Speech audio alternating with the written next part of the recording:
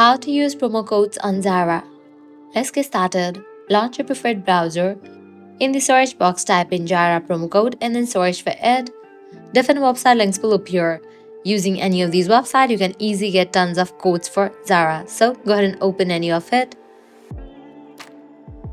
Now you can check out the website. Just scroll down and check the offers. 50% off, 80% off, $90 off, and many more.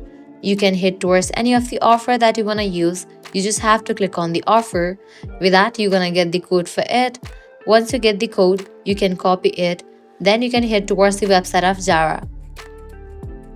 Click on Visit Zara. You will be directed to the official website of it. Now you can go ahead and log into your account.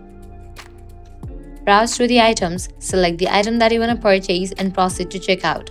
While you are in the checkout page, you're going to find this section of codes. Over there, paste the code and confirm your purchase.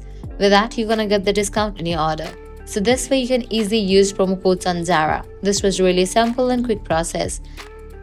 Follow the same steps to apply any of the code. So that's a wrap for this video. If this guide was helpful, do not forget to like, share and subscribe to our channel. Thanks for watching.